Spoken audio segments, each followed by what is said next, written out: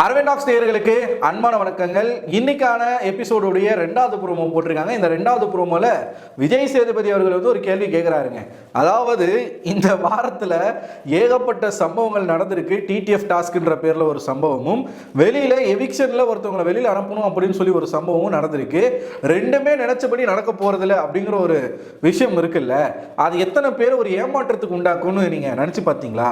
இப்போ ஒரு கும்பல் வந்து வெயிட் பண்ணிட்டு இருக்காங்க ஒரு விஷயம் நடக்கணும் சொல்லி. ஒரு கும்பல் கிடையாது, 1 2 3 4 5 6 7 8 9 கும்பல்.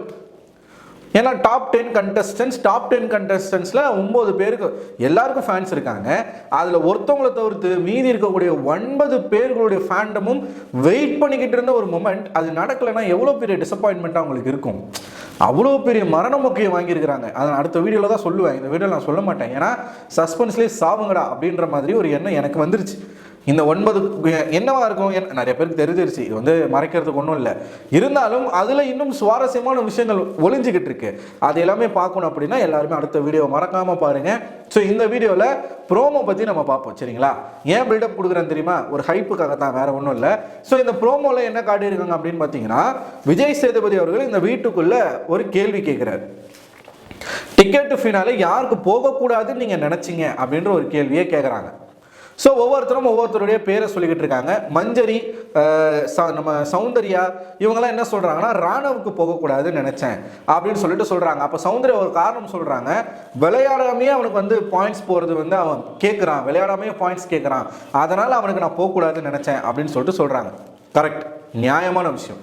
ஒன்றா அடுத்து ராணுவ என்ன சொல்கிறாருன்னா, மஞ்சரிக்கு போகக்கூடாதுன்னு நினச்சேன் அப்படின்னு சொல்லிட்டு சொல்கிறாப்புல. நெக்ஸ்ட் ஒரு 3 பேர் வந்து யாருடைய பேரை டக்குன்னு சொல்றாங்கன்னா, முத்துக்குமரன், விஷால் அண்ட் தீபக், இவங்கெல்லாம் ரயானுக்கு போகக்கூடாதுன்னு நினைச்சேன் அப்படின்னு சொல்றாங்க. ஏன் ரயானுக்கு போகக்கூடாது? ஏன்னா ரயான் வந்து பாயிண்ட் டேபிள்ல டாப்ல இருக்கிறாப்புல, அதனால ரயானுக்கு போகக்கூடாதுன்னு சொல்லிட்டு நான் நினைச்சேன் அப்படின்ற ஒரு கேள்வியை கேட்குறாங்க. பதில் சொல்றாங்க. எனக்கு இந்த கேள்வி ஏன் அப்படின்ற ஒரு டவுட் வருது. இந்த இடத்துல இந்த கேள்வி எதுக்கு? ஆப்வியஸா டிக்கெட் ஃபினாலே ஒருத்தருக்கு போகாம இருந்தாதான் இன்னொருத்தருக்கு கிடைக்கும். அப்ப எவன் ஆசைப்படுறானோ அவனுடைய முதல் எண்ணமா என்ன இருக்கும்? எனக்கு கிடைக்கணும் அப்படின்னா அவனுக்கு போகக்கூடாது, அவனுக்கு போகலைன்னா தான் எனக்கு அது கிடைக்கும் அப்படிங்கிற ஒரு எண்ணம் இருக்கத்தானே செய்யும். இது ஒரு இயல்பு தானே. இது எதுக்கு தப்பு எதனா பண்ணாங்களா? தீபக் அவர்கள் சொல்றாங்க, பாயிண்ட் டேபிள பார்க்கும்போது இவன் அதிகமா இருக்கான், இவனுக்கு போகக்கூடாது, நானும் சில வேலைகள் பண்ணேன் அப்படின்னு சொல்லிட்டு சொல்றாங்க. ஸோ இதுல வந்து விஜய் சேதுபதி நியாயமா விளையாடல, நேர்மையா விளையாடலன்னு எதனா சொல்ல போறாரோ அப்படின்ற மாதிரி எனக்கு தோணுது. ஒரு வீடியோவில் நம்ம என்ன சொல்லியிருந்தோம்னா, ரயனை போட்டு பழகுறாங்க அப்படின்னு சொன்னோம் இல்லையா? இப்போ இந்த வீடியோ ரயனுக்கு ஃபேவரா போகுதோ அப்படின்ற மாதிரி எனக்கு தோணுது இந்த ப்ரோமோ. ஏன்னா அவர் கேட்குற கேள்வியே வந்து இதுக்கு தான் கேட்குறாரு. சரி, இப்போ ரயனுக்கு போகக்கூடாதுன்னு நீங்க நினைச்சு என்ன பண்ணீங்க? இப்போ மொதல் ப்ரோமோல அவர் என்ன சொன்னாரு? பதட்டத்திலையும் பரபரப்புலையும் சில விஷயங்கள் பண்றாங்க, அது சரியா தப்பா அப்படின்னு வந்து நமக்கு தெரியல அப்படின்னு சொன்னார் இல்லையா? ஸோ இந்த டிக்கெட் ஃபினாலே ரயனுக்கு போகக்கூடாது அப்படிங்கிறதுனால என்ன பண்ணாங்க? அலைன்ஸ் போடுறாங்க, குரூப்பா சேர்ந்து அட்டாக் பண்றாங்க. இப்படி எதனா சொல்லிடுவாரோ, இப்படி எதனா பேசி ரயனுக்கு கொடுத்துருவாரோ அப்படின்னு நமக்கே தோன்ற அளவுக்கு தான் இந்த ப்ரோமோ இருக்கு. ஸோ விஜய் சேதுபதி அவர்கள் அறகுறையா பார்த்துட்டு வந்து இதைத்தான் அவர் வந்து பேச போறாரா அப்படின்ற ஒரு சந்தேகம் எனக்கு இருக்குதுங்க. ஏன்னா அப்படிதான் இருக்கு. ரயனை வந்து நம்ம ஆல்ரெடி சொன்னதுதான், யாரும் குரூப்பாலாம் சேர்ந்து அட்டாக் பண்ணல, அலையன்ஸ் போட்டு விளையாடுறது தப்பு அப்படின்னா அந்த தப்பா ரயனும் தான் பண்ணியிருக்கிறாப்புல. அவரும் தான் போய் அலையன்ஸ் போடுறதுக்காக போய் நின்னாரு. கேர்ள்ஸ் 4 பேரை தோக்கடிக்கிறதுக்கு ஆண்கள் 6 பேர் ஒன்னா சேரலாம்னு சொன்னதே ரயன் தான்.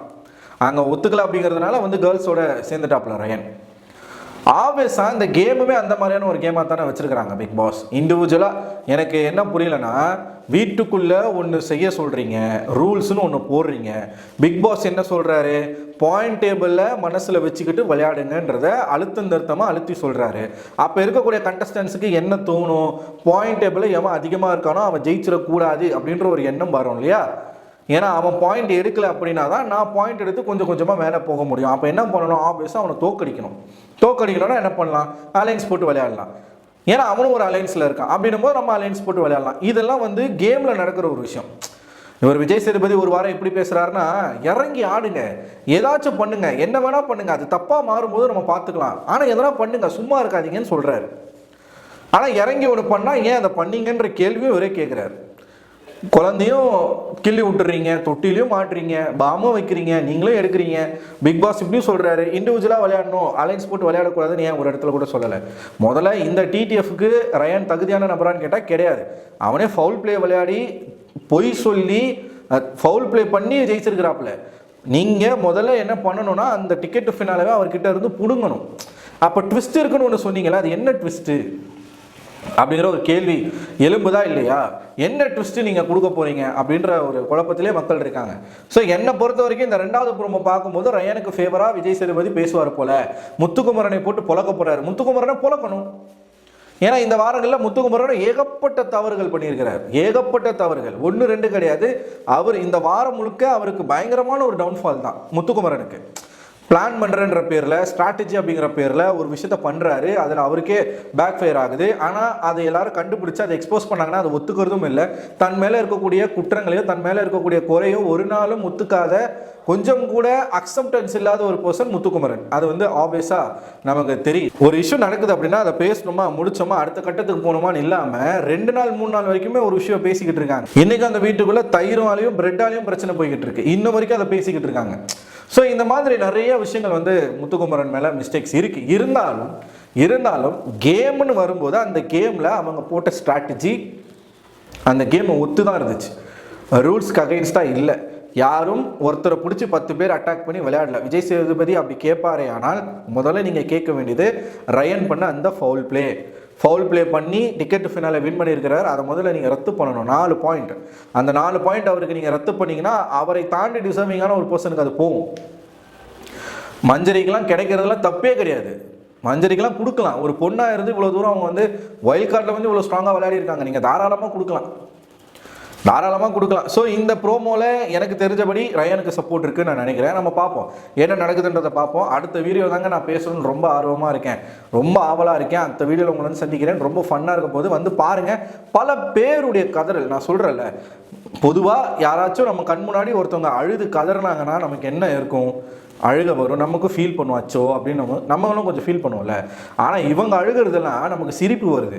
யார் அழுகுறா, எதுக்கு நம்ம சிரிக்கிறோன்றதை அடுத்த வீடியோவில் வந்து பாருங்கள். இந்த வீடியோ பற்றி உங்களோட கருத்துக்களை மறக்காமல் கமெண்ட் பாக்ஸில் கமெண்ட் பண்ணுங்கள். அடுத்த ஒரு வீடியோவில் உங்களை சந்திக்கிறேன். அதுவரை உங்களிடமிருந்து விடைபெறுவது நான் அரவிந்தன்.